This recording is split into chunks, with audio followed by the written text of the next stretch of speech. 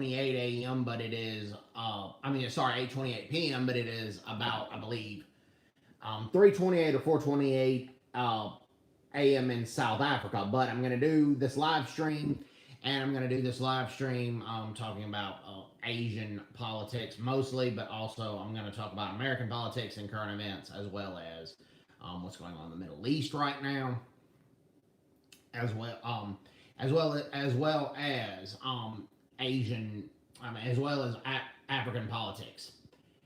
All right, I'll go ahead and get into it. Okay, just hang on one second. I'm going to get this posted to some Telegram groups if anybody is awake in case they want to watch. So just hang on one second. Actually, Ryu Hyun-jin is pitching for the Toronto Blue Jays right now. I'm watching the Blue Jays play the Atlanta Braves.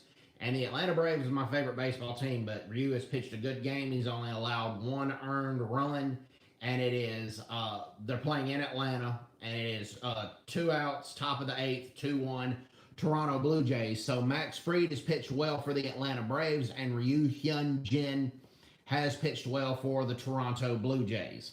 So both, like Ryu Hyun-jin, like I said, has pitched one heck of a game. All right. Most of you guys worldwide know that the 2020 Olympics got postponed to 2021. Well, there is a lot of anger right now in Japan because the COVID-19 is ravaging Japan right now, and it's a serious problem. It's worse in India, but the COVID-19 is a serious problem in Japan at the moment, and 60% of Japanese citizens want the Olympic Games canceled. 300,000 people signed a single petition to Japan's Prime Minister, Yoshihide Suga, and the petition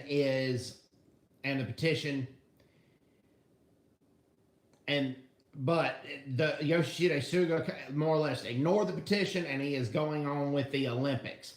Now, here's the thing. I think the Olympics should still go on, but the U.S. track and field team has canceled the pre-Olympic practice in Japan due to the scare of the COVID-19. They're still going to be called the 2020 Olympics, but they're going to be held in 2021. Now, I personally love the Olympics, but with the pandemic that is ravaging Japan right now, I personally think that the Olympic Games should be canceled. Okay? I mean, the COVID-19 is just ravaging Japan right now, and Japan is one of the industrialized countries that doesn't have a steady distribution of the vaccines for a lot of its population. So I firmly believe that the Olympic Games should be canceled. And a lot of other people believe that as well. There is a lot of anger, and Yoshihide Suga's party may not become the majority party, which is rare. The LDP, the Liberal Democratic Party, is typically the majority party. But one time when Yukio Hatoyama was Prime Minister of Japan, he headed the DPJ, the Democratic Party of Japan, and they may be the majority party coming up because there's a lot of anger over not canceling the Olympics. So that's what's going on in Japan. Now, what is going on in South Korea is President Biden is scheduled to meet with President of South Korea, Moon Jae-in, on May 21st. Now, we don't know if this is going to be a live meeting or if it's going to be a video conference meeting because of the COVID-19 pandemic in South Korea right now. Now, South Korea is struggling getting most of its population vaccinated, and they have secured several thousand AstraZeneca vaccines from the United States. President Biden had promised that to them, and the South Korean government believes that the U.S. is going to help aid them with vaccines, and I've done videos of this in the past. I firmly believe that the United States should aid South Korea with these vaccines, and I've discussed as to why. But the military, the South Korean military, is getting the AstraZeneca vaccine. Apparently, they're doing very well getting the AstraZeneca vaccine. So hopefully that'll work out. But right now, if you want to talk about the Asian countries where the COVID-19 is just ravaging, is just a horrible problem, is India. India has now over 400,000 COVID-19 deaths. I believe the total amount of deaths is now over 425,000 deaths.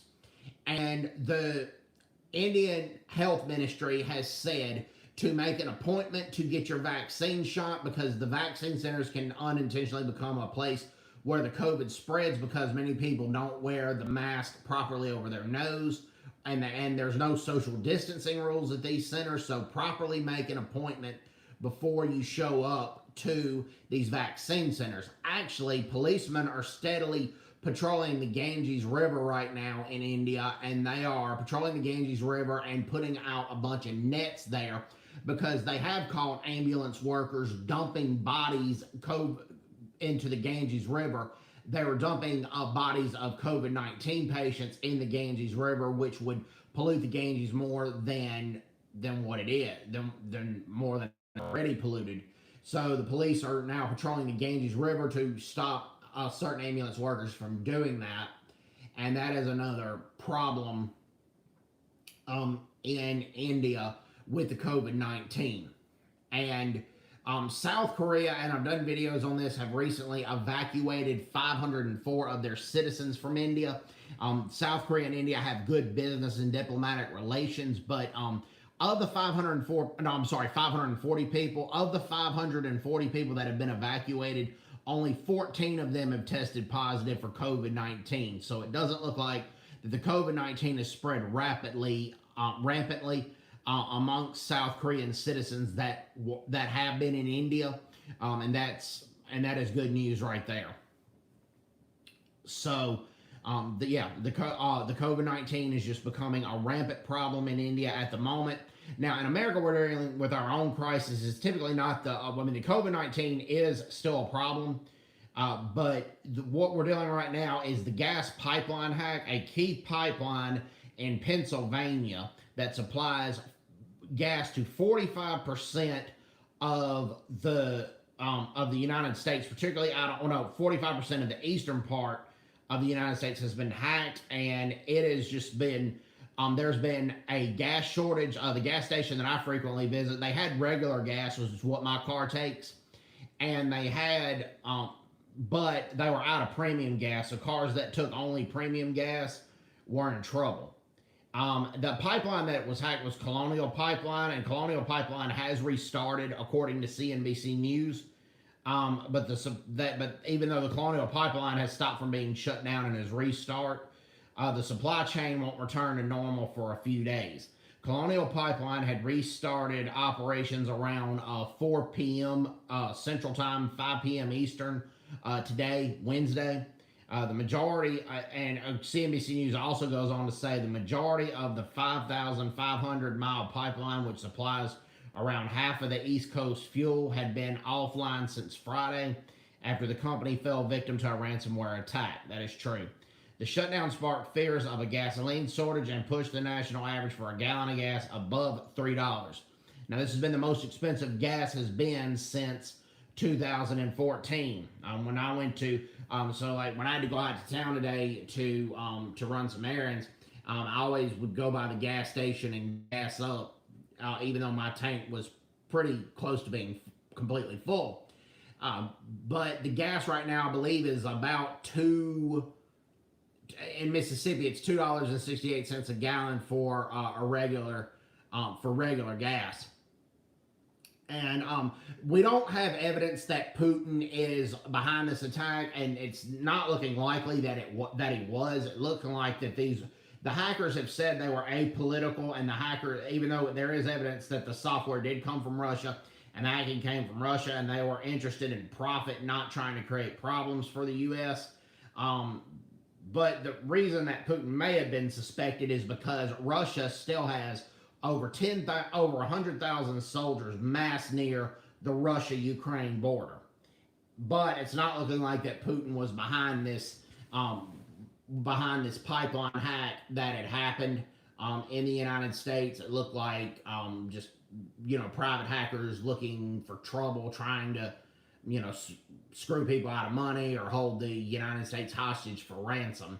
That's what it's looking like more and more and more. So So that's what's going on in the United States at the moment. That's been the biggest news, not the COVID-19 pandemic. Now, I will say this with COVID, at least for Mississippi, I mean, only 26% of our population has been vaccinated. In terms of a percentage, even though the vaccine's available to pretty much anybody in Mississippi who wants it, only 26% of our population has been vaccinated. And we are the lowest in the U.S. among 50 states for percentage-wise of people who have been vaccinated. And I firmly believe that it is an issue and that's a problem. And I believe unless you've had a prior allergic reaction to vaccines before, or unless you're pregnant, I firmly believe that people should go get the COVID-19 vaccine. And this past weekend, Friday through Sunday, when a lot of people, that's when people typically go to the movies, or they typically go out to eat, they go hang out with friends, they go hang out with family over the weekend. 509 people, we had 509 new cases, and then we had four new COVID-19 related deaths. And that is still too high. I mean, the vaccine's available not just in Mississippi, but all over the United States, but so many people are so scared to get it. I do not know if the COVID-19 will ever go away, or if we'll ever achieve herd immunity, because so many people are so scared to get the vaccine. Now, so yeah, I firmly believe that that's a problem, and I'm not, I don't like it, obviously. So that's what's going on there in regards to the COVID-19. Now, the situation, like I said, the situation in India is way worse than what is going on in the United States right now in regards to the COVID-19, and it is just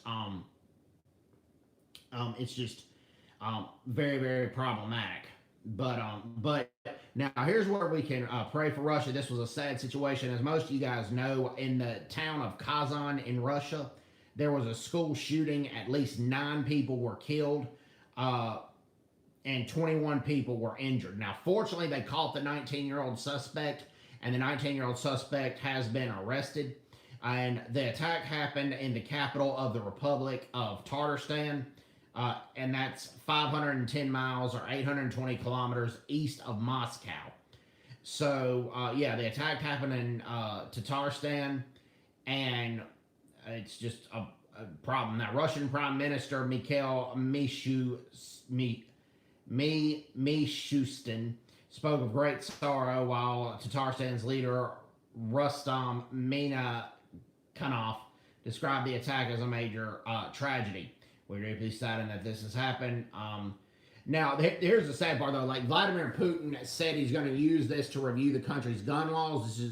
Putin is not expressed a lot of sorrow, condolences for the victims, as far as I know.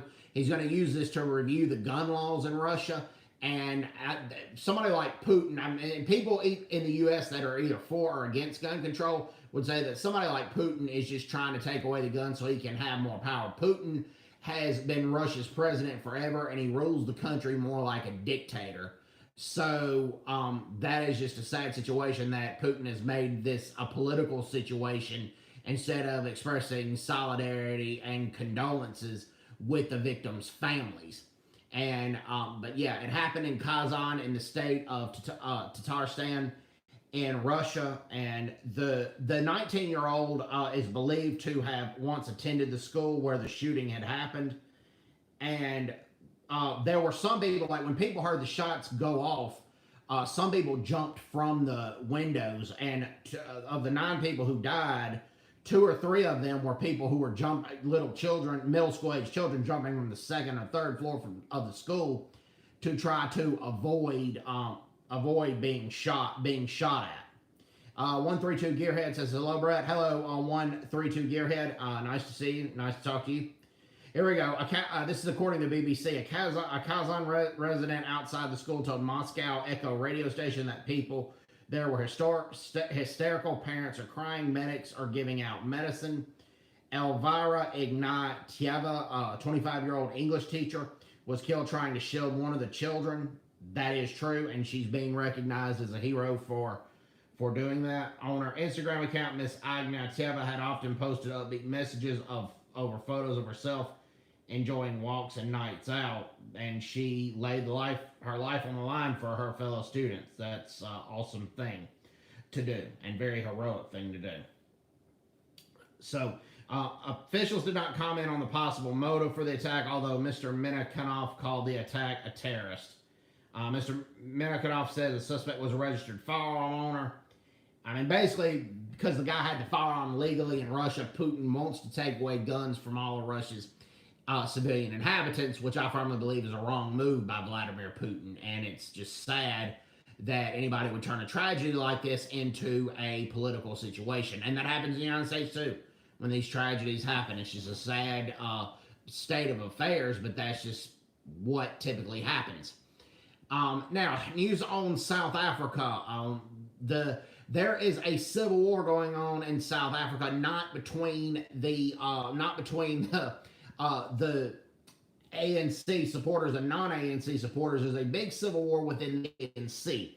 Ace Magashula, the Secretary General of the African National Congress, has been suspended by South Africa's President Cyril Ramaphosa because Ace Magashula has been involved in a number of corruption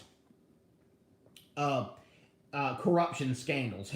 Ace Magashula is a member of the pro-Zuma faction of the African National Congress, and Ace Magashula then turned around and suspended Ramaphosa, but Ace Magashula doesn't really have the authority to do so. Now, Ramaphosa has let a lot of corruption in the ANC slide. He welcomed Jacob Zuma as a member of parliament, even though Jacob Zuma wasn't the president of South Africa anymore. But he welcomed Zuma as a member of parliament. There are a lot of these corruption scandals that Ramaphosa just turned a blind eye to. The only reason he's now starting to crack down on Ace Magashula and corruption now is because the ANC right now is so unpopular across South Africa with the corruption, with the way they've handled the lockdown, with the way the vaccines aren't being distributed, with the inadequate conditions in public hospitals across South Africa.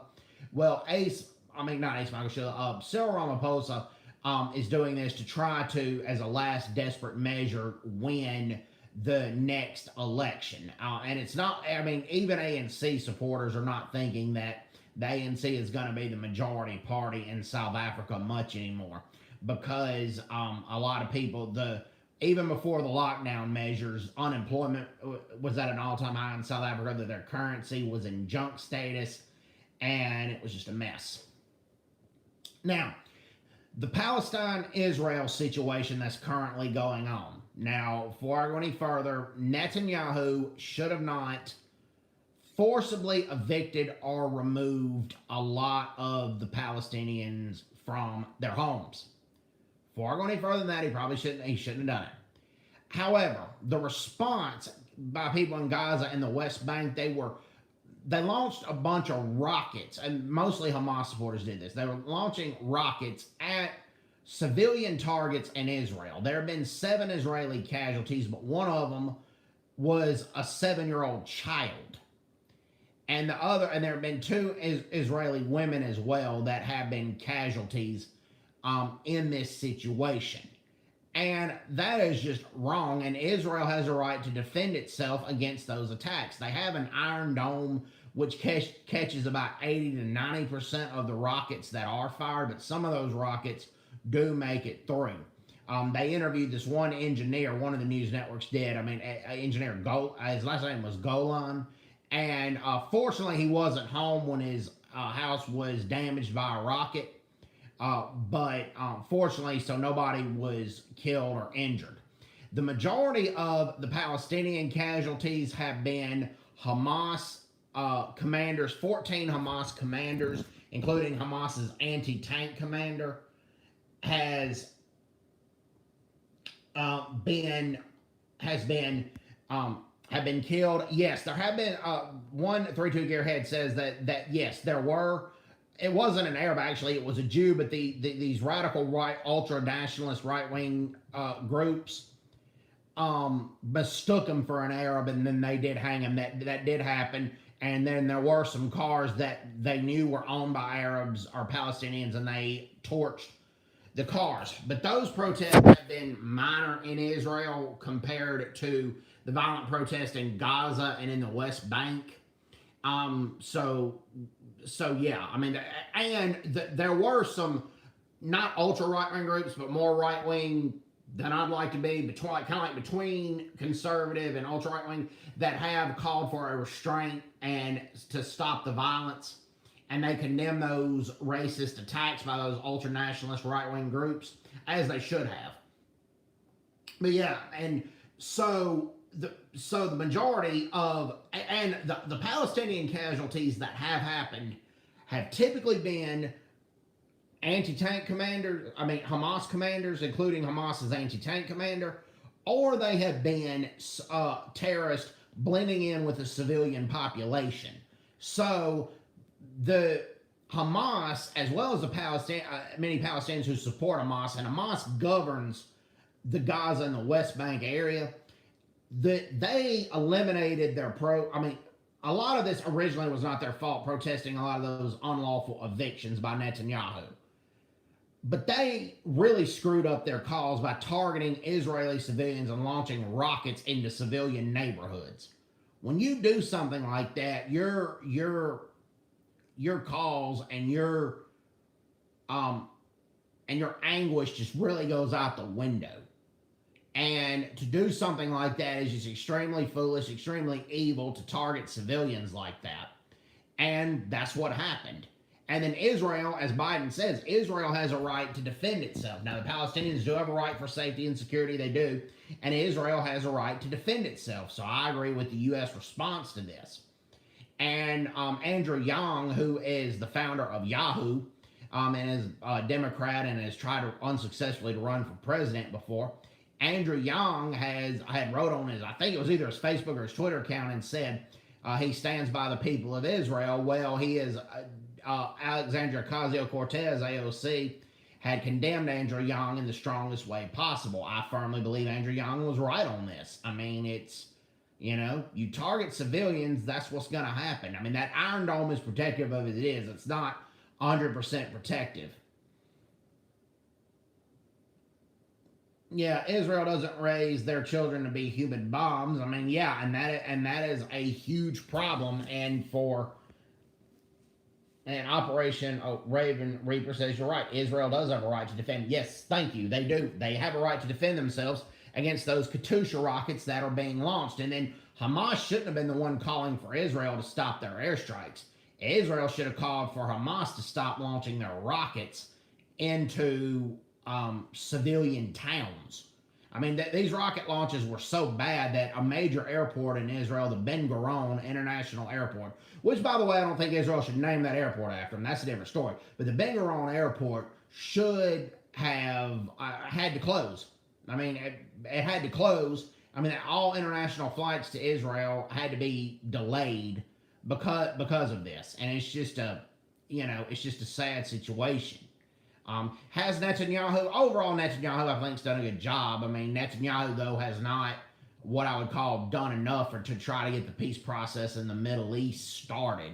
And he sometimes can provoke the Palestinians unnecessarily. But like I said, your cause goes out the window when you, as unlawful as I think Netanyahu's attempted evictions were. Why not name it 132 Garrett? Because Ben Gurion bulldozed a lot of Palestinian settlements when Israel was started that he shouldn't have done. Now, with that being said, the reason that I side with Israel more is because in 1948, the agreement was that the Jews coming from Europe to us after World War II were going to have areas, certain areas, and the Arabs and the Palestinians were going to have certain land, and Jerusalem was going to be a shared city for all. Well, the Jews accepted the plan by and large, but the Palestinians rejected the plan, and they launched an all-out war on Israel. But the way Ben Gurion went about some things, he could have done it differently. I don't know, I had a problem that they named him after Ariel Sharon or several heroes, or Yitzhak Rabin. Despite what you may or may not think of him as a politician, he was a good soldier during the wars, during the 6-Day War. He was a war hero. So that's the way, like I said, that's the way I feel about it. So, but you don't launch rockets into an airport because of that, and you really don't. You don't launch rockets into an airport. And yes, I mean, Arabs don't have all the rights that Jews have in Israel, but if Arabs volunteer for the Israeli military, then they do. Arabs do not have military conscription like Jews have. All Jews, unless you have some physical deformity that you can't complete the military service, all Jews, men and women, have to serve at least 2 years in the Israeli military. Arabs can volunteer if they want to, but they're not conscripted. Christians, Muslims, anybody of Arab descent, as far as I'm aware of, does not have to fight in the, does not have to serve in the Israeli military. But they're allowed to serve in Israel's parliament in the Likud. I believe that's the name. No, the Knesset. Sorry, the Knesset. They receive free health care. Most employment's available to them. And they have full rights as a citizen of Israel if they serve their 2 years in the military, which is completely their choice. That's the part that the media and the press forget. And I mean, yeah, there are a lot that do, and the ones that do have full rights as citizens of Israel. So yeah, that is what's happened. That is absolutely true.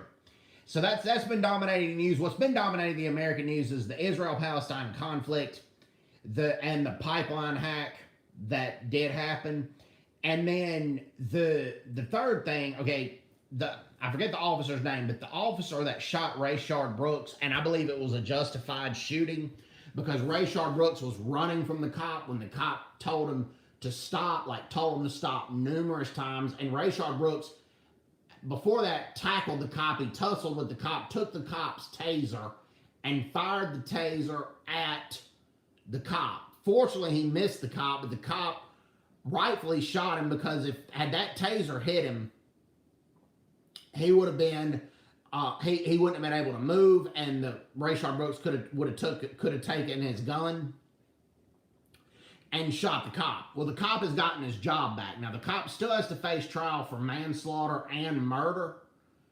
And, 132 Gary says, I'm in Naples, Florida temporarily, and all gas stations out of gas. Yeah, I have a friend of mine in Pensacola, Florida, out on the Florida Panhandle, on the Florida-Alabama border.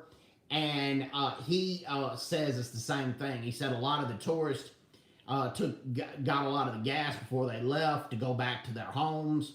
And a lot of stations are out of gas there. So just prayers for the state of Florida. But yeah, but the officer still will have to face charges of murder and manslaughter, which I don't believe the officer should. But at least he has been reinstated in the police department. There were several petitions and suits from all kinds of fraternal order of police members. A lot of officers in Atlanta threatened to walk off the job if this man didn't get his job back, and rightfully so. And Rayshard Brooks was passed out high and drunk in his car at a drive-thru at Wendy's, and people were honking at him like, sir, why aren't you moving up? Why aren't you moving up? Well, he was passed out in the car. Well, the officer comes up to talk to him. And Rayshard Brooks gets violent with the officer, tackles the officer, and takes the officer's taser. And then the officer starts chasing him. Rayshard Brooks fires the taser at the officer. Thankfully, he misses him. And then the officer shoots Rayshard Brooks because Rayshard Brooks tried to use deadly force on the officer. And I believe it was a justified use of force. So he should have never been fired. And he shouldn't be charged with murder and manslaughter, if you ask me. It's just a sad, sad situation. But yeah, the South African government has came in support of the Palestinian people, and they've condemned Israel's actions all across the board. There was a massive protest in Cape Town, South Africa. It was a pro-Palestinian march. Hundreds of South Africans had attended. I'm more on the side of Israel in this situation.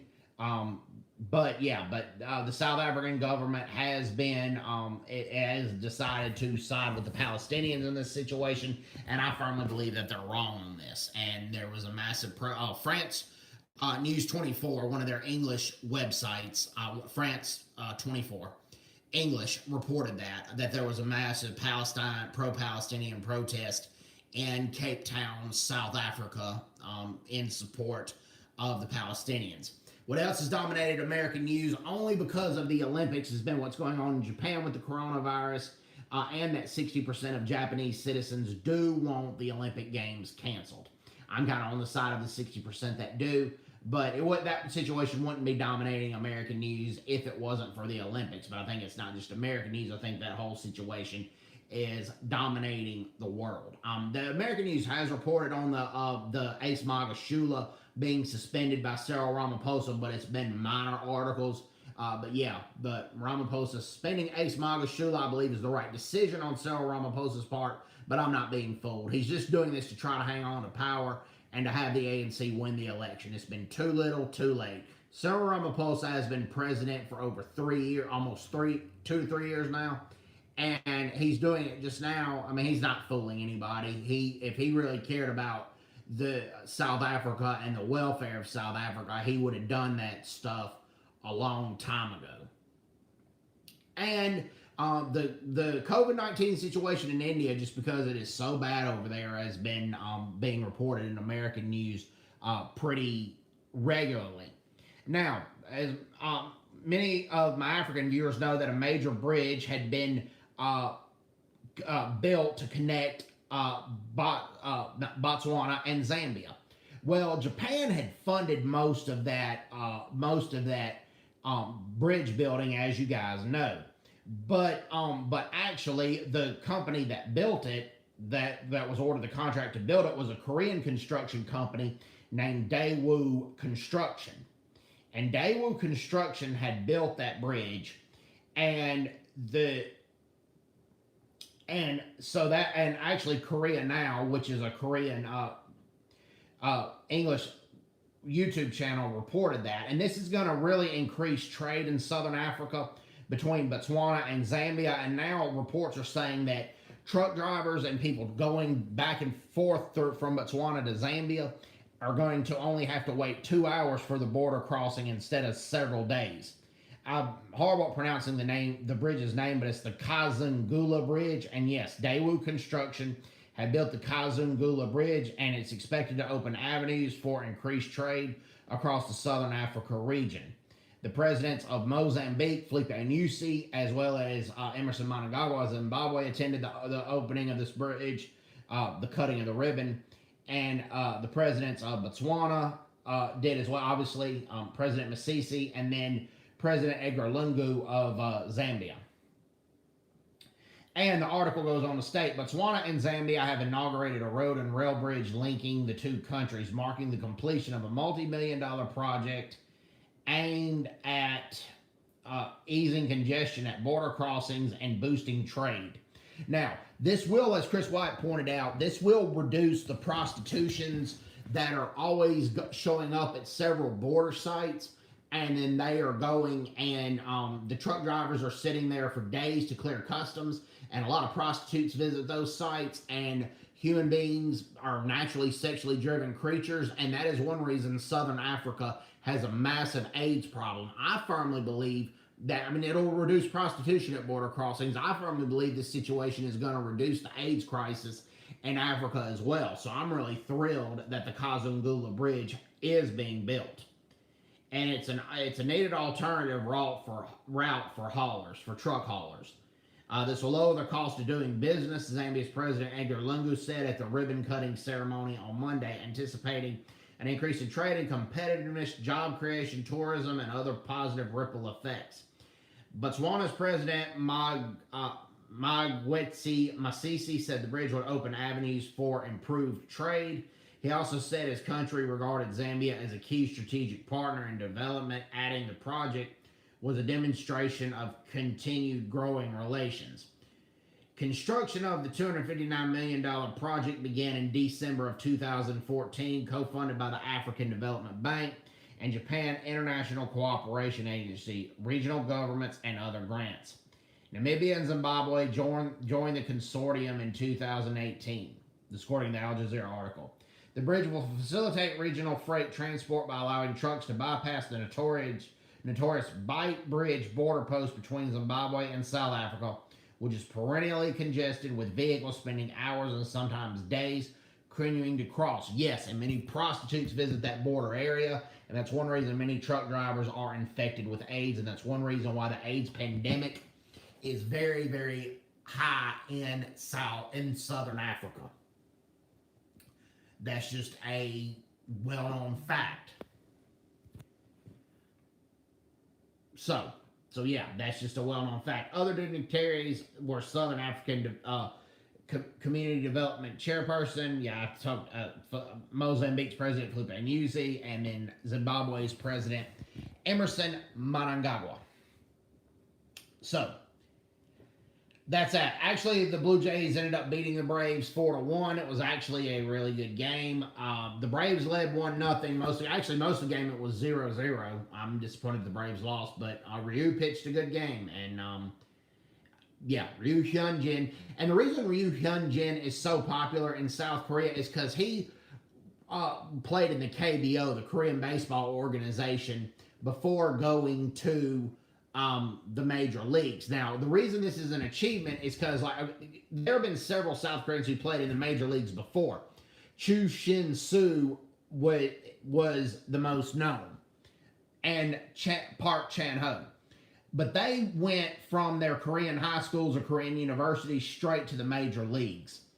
And typically, the major leagues did not recruit from the Korean Baseball Organization. They either recruited people straight out of Korean high schools or straight out of Korean universities, or they went to Japan with the NPB, the Nippon Professional Baseball, to recruit people. But Ryu Hyun-jin, when he went from the Korean leagues to the major leagues have started scouting Korean baseball a lot more than they used to. Shortly after Ryu Hyun-jin, a former Korean baseball player named Lee Dae-ho played in Japan for a little while, but first he went from the Korean Baseball Organization to Japan, but then after he played in Japan for a while, the major leagues looked at him and he played for the Seattle Mariners for a little while. And so that it upped like I said, it made the Korean Baseball Organization more popular amongst Major League Baseball. So that's why he's such a popular pitcher in South Korea. Ryu Hyun-jin is. So yeah, that is basically what's going on. Okay, President Biden has named his ambassador to Japan. His ambassador to Japan is Rahm Emanuel, and Rahm Emanuel was also belonged to President Barack Obama's cabinet. Now, Rahm Emanuel would not be my first choice for this job, but Rahm Emanuel has done some good things. I mean, I don't think he's the most honest politician, and he's been involved in some corruption, but as far as uniting Japan, the United States, South Korea, and against the communist forces of China, I think he'll do a good job at that. I think he'll do a good job promoting joint U.S. military and joint Japanese military exercises. So I think Rahm Emanuel will do good there. So not my first pick, but he's definitely not a bad pick. And I think that Rahm Emanuel will do reasonably well in this position. And I hope I'm right, not for the sake of being right, but for the sake of stability and peace and democracy in the Asia-Pacific region. That's my firm belief. So, all right, we're approaching 40 minutes. Thank you guys for tuning in. Really appreciate it. Hope you guys are doing well. And this is an unusual time when I have my live streams. Yeah, I will admit that. So anyways, hope everybody's doing well. Take care. God bless.